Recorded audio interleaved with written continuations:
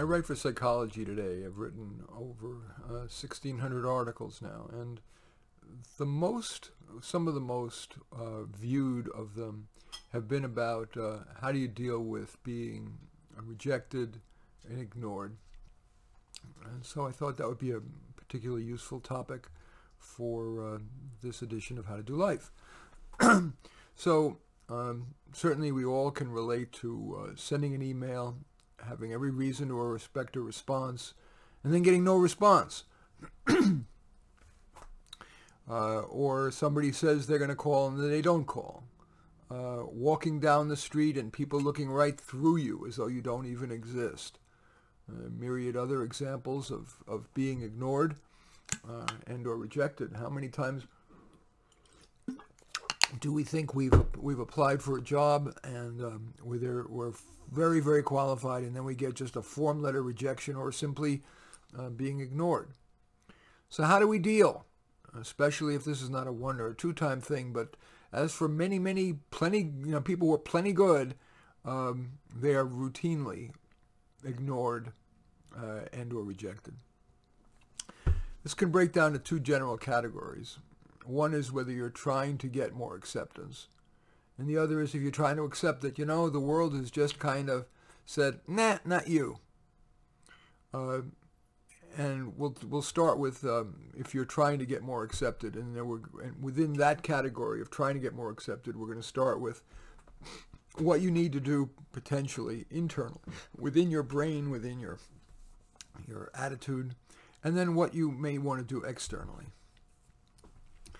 If you're trying to become more accepted, do you need to do internally? Do you need to look inward and ask yourself, are there damn good reasons why you are getting ignored and rejected?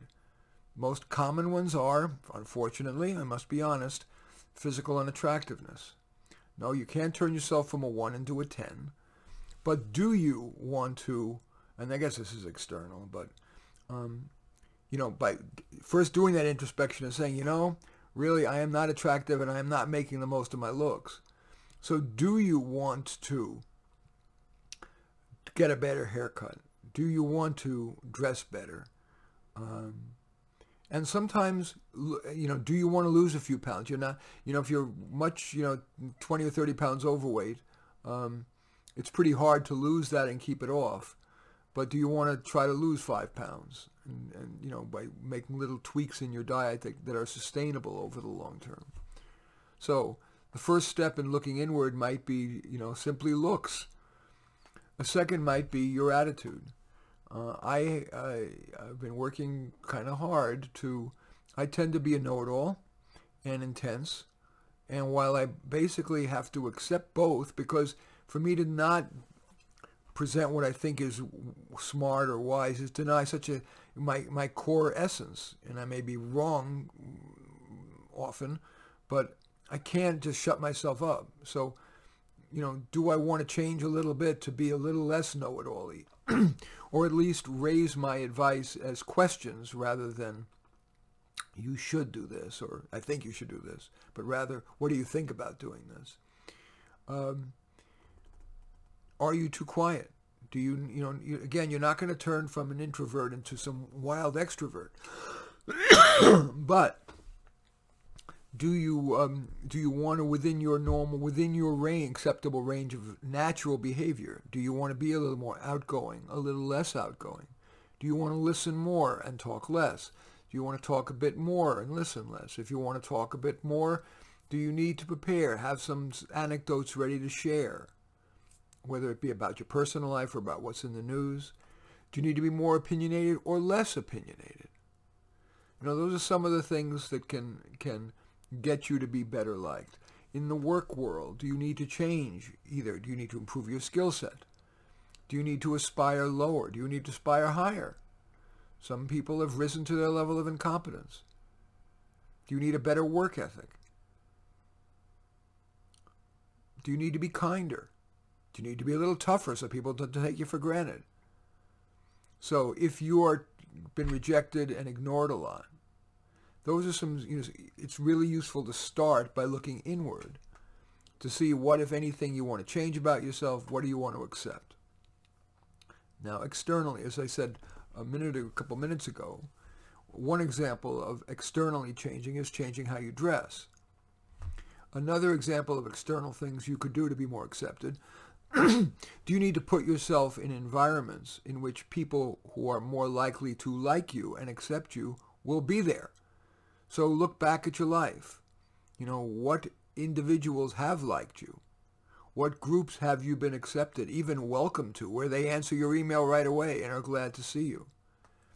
Family members, friends, maybe even friends you haven't seen in a while. Groups or you've belonged to kind of classes that you've taken.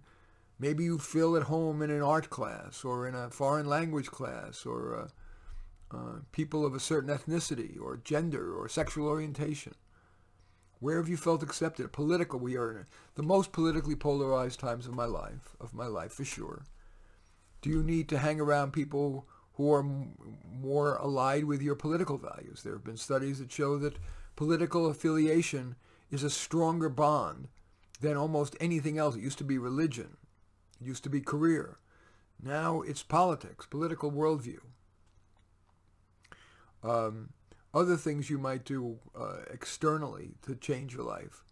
Do you want to, let me think, do you want to not just put yourself in places, but do you want to reach out specifically to people, not only people who have liked you, but propose activities that are, that bring out the best in you? Do you like one-on-one dinners? Do you like taking hikes together? Do you like joint work projects? Sharing a hobby, whether it be theater or stamp collecting or political activism, whether it be liberal or conservative or libertarian. So those are some of the things you can do externally if you've been rejected and ignored too much and you want to try yet again to gain more acceptance. Now let's turn to if you decide that you know what, you've been out there for 9 rounds and you've gotten beaten up or ignored for 9 rounds and you just don't want to come out for the 10th. And that that is not necessarily something that is a sign of loserhood. There are many people, and I know there's a scholar who's written very widely on this. Her name is Bella DePaulo. She writes for Psychology Today all the time, talking about the case for solohood. There are many people who are just tired of having to compromise, and especially if you're not totally mainstream, totally fit in right in the middle. You're moderately attractive but not too cute.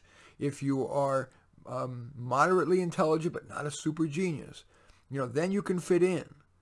But if you are outside of that middle, the chances are you're going to be ever facing rejection and being ignored. So you might wisely decide, as Bella DePaulo points out, that solohood may be a very wise choice. And this notion that if you're married, you're going to live longer, that's a correlation-causation problem. Sure, married people live longer, but that's because people who are chosen as a lifelong partner tend to be healthier to begin with. So it's not that being with a partner is going to make you live longer. In fact, very often, when you're with somebody, you've got to make more compromises. There's more stress. There's more arguing, which, we know stress kills. That's actually, when you think logically about it, that's more likely to result in your earlier demise. Whereas if you're a solo person, you can, from everything from when you want to get up in the morning without waking your partner, to what temperature you want your bed to be at, the bedroom to be at night, to what activities you want to do, the movies you want to see, where you want to eat, what you want to eat, how neat your place should be, how much work versus work-life balance you want. There's an infinite number of freedoms, that's the right word, freedoms that the solo person has. So these cliches like, humankind man is a social animal, or married people live longer, are gross simplifications. Many people, especially as I said, if they're not straight down the middle in terms of than typical attributes, looks and career goal, career attributes and ability and perkiness, and right in the middle, unless you're there is a solid case that can be made for solohood. So, if you're one of those people who wants to spend more time solo, here are some things internally that you're going to want to do. First, and most foundational, is self-acceptance. You know, we are, I don't know, hardwired, but certainly conditioned to care about what other people think of us. You know, we're ever worried we'll be embarrassed, we'll sound stupid, we won't be liked, we won't be good enough, our tits aren't perky enough.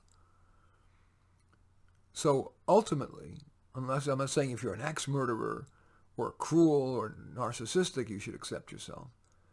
But foundational to feeling good about being alone is saying, you know, this is who I am.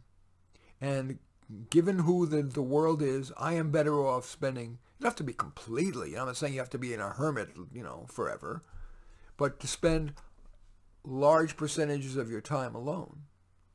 And certainly not living with anybody, at least for this period of time in your life. This is not a permanent lifetime contract. You could decide for now you want to try a solo life and reassess, not just wait even 6 months, reassess in a day, in a week, in a month, in a year, and decide to change. But let's say for now, you're deciding that you want to spend more time solo. So as I said, internally, self-acceptance may be the most foundational internal change you want to make. Otherwise, internally, you might want to think hard about how do you want to use that freedom to be solo? Do you want to spend more time reading, watching movies, working, as I frankly do? I'm not solo, by the way. I'm married, but my wife and I do live in 2 separate places. We see each other a couple times a week. And I choose to, so functionally I'm solo for much of the week. And I choose to spend a lot of time working. That's just my cosmic sense of the meaning of life, that the life well led is about using your best skills to make the biggest difference you can that other people might not make. And I like to think that my best skill is thinking on my feet about things practical. And that's why I do, for example, something like this. I'm not getting paid to do this, but it cosmically feels like a wiser way to live life. So you have to start by, in my judgment, think about how you want to use that freedom of being solo in terms of how you spend your time, what activities to pursue, where you want to live. Do you need a big house? Do you need a small place? Do you like to be very upscale, or do you like the non-materialistic idea of living in a small, tiny backyard cottage, maybe even in a bad neighborhood so your costs of housing are low? Do you want to, what do you want to do in terms of eating, in terms of food preparation? How much time do you want to spend on that?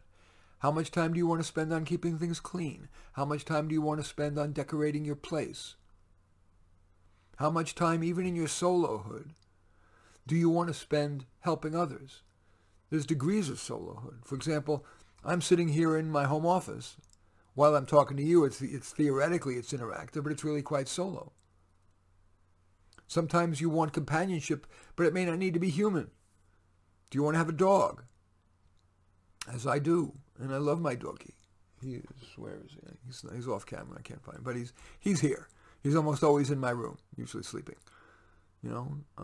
How much exercise do you want to do? How much in terms of recreational substances do you want to use? 0? As I drink a glass or 3 of wine a week and don't smoke weed because I'm scared by the data. Just Google marijuana dangers and you'll see university studies, not the information that's promulgated by the advocacy groups in the marijuana industry, which is the tobacco industry. You'll see that their dangers are far greater than we know. We know tobacco is very dangerous. We know alcohol is. But the tobacco industry knows they've lost the battle on trying to argue that tobacco is healthy. And so now they're turning their evil attentions to trying to convince us that marijuana is healthy. And it ain't. Don't trust me. Just do a Google search and look at the authoritative studies not from marijuana advocacy groups, which may be shills for the tobacco companies underneath, but from prestigious university research, and then make your decision. Or the federal government has a U.S.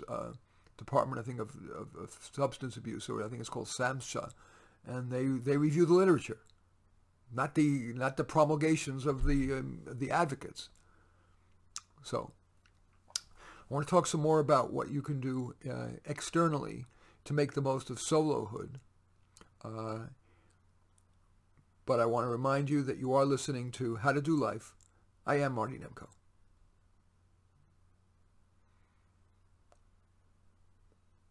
Something that's an important decision that you have to make externally is about sex.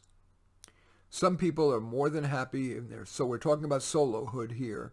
We're talking about the mega theme is if you are a person who has really been rejected and ignored a whole lot, what do you want to do? We talked first about what do you want to do if you want to try to become more accepted, and now we're talking about what to do internally and now externally about if you decide you want to, at least for now, try a more solo existence.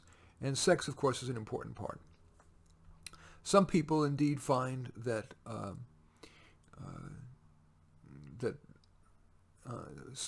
masturbation is enough, or asexuality is even enough.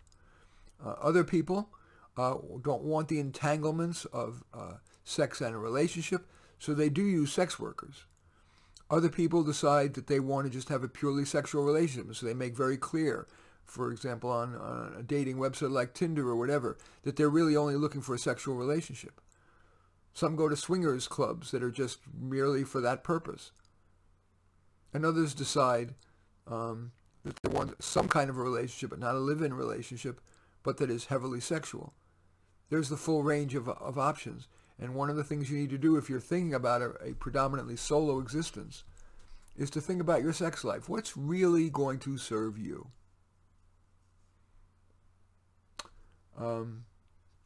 Another external thing that you might want to do is, again, thinking about work. Very important. Not again. We haven't talked about work. There is, fortunately, for the solo-oriented person, there are increasing numbers of opportunity to work alone because employers save a lot of money by not having to provide office space for you. And our transportation gurus and politicians believe that they want to drive us out of our cars, pardon the pun, and so the traffic is unbelievable, and in many metropolitan areas that are just too spread out for mass transit to serve most people, the time it takes to commute, whether it be by car or mass transit, is just untenable. I know people here in the Bay Area who commute an hour and a half or 2 hours each way every day.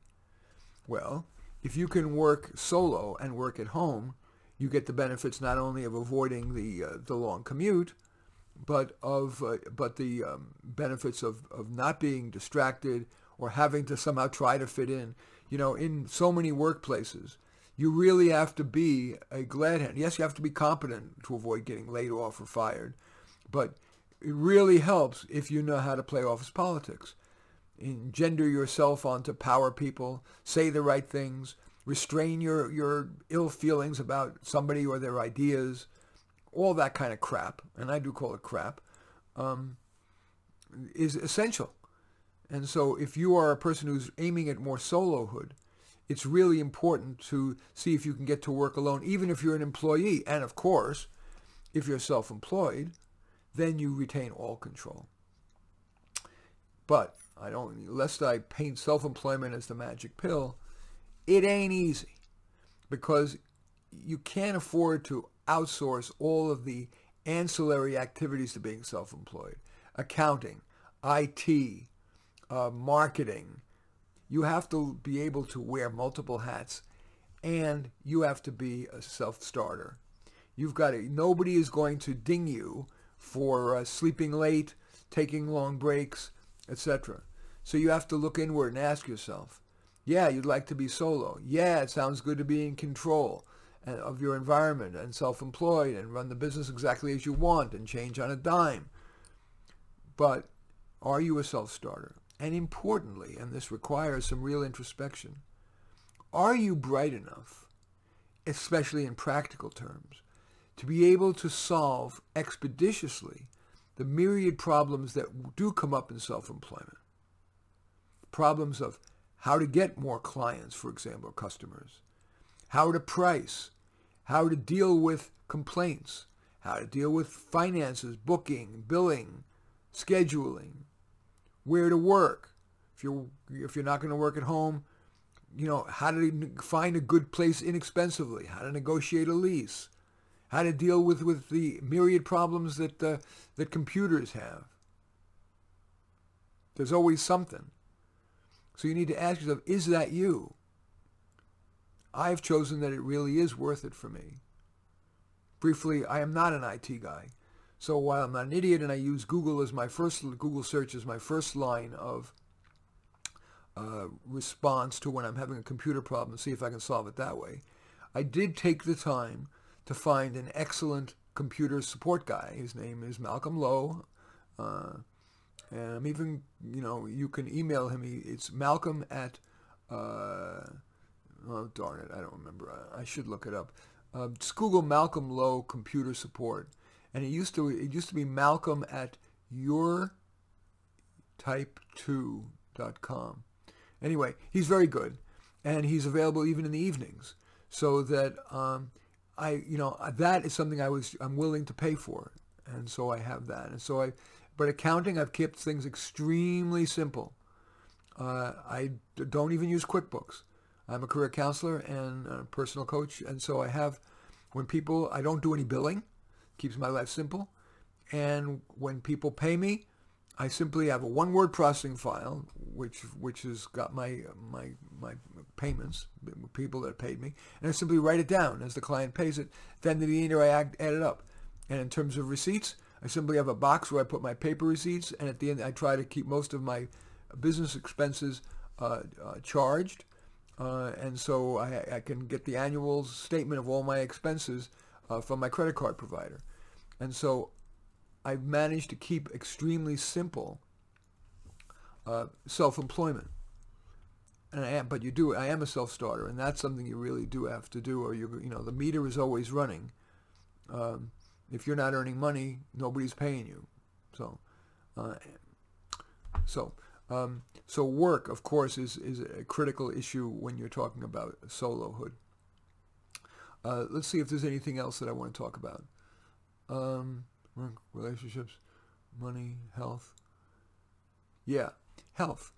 When you are living solo and you're very solo, there's nobody to take care of you if you slip and fall or whatever.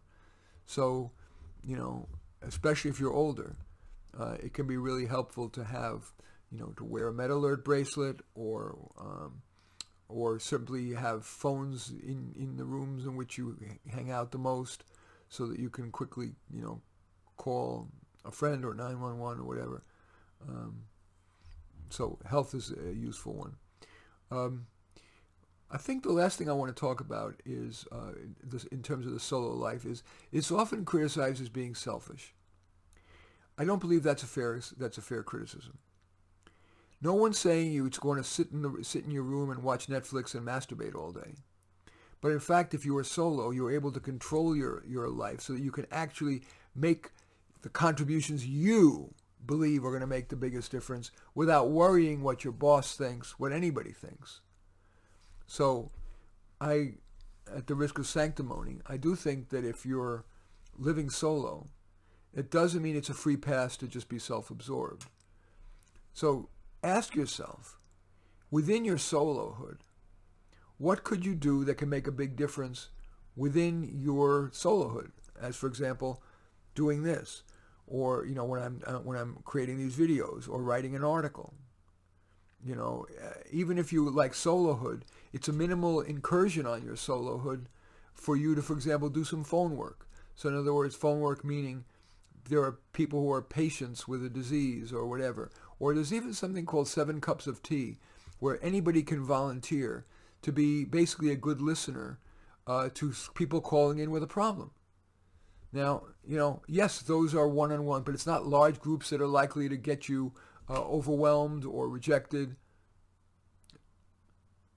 you're in control of the situation, one-on-one, especially when it's in digestible bites, like a phone call or Skype with somebody in need, can be a good way to make a contribution without having to be solo. And one other way you can be making a contribution, you could be doing everything by yourself and alone, but, rather than buy yourself another materialistic thing that you may not need, are you giving enough to charity? Are you giving enough to charity that is likely to make the biggest difference?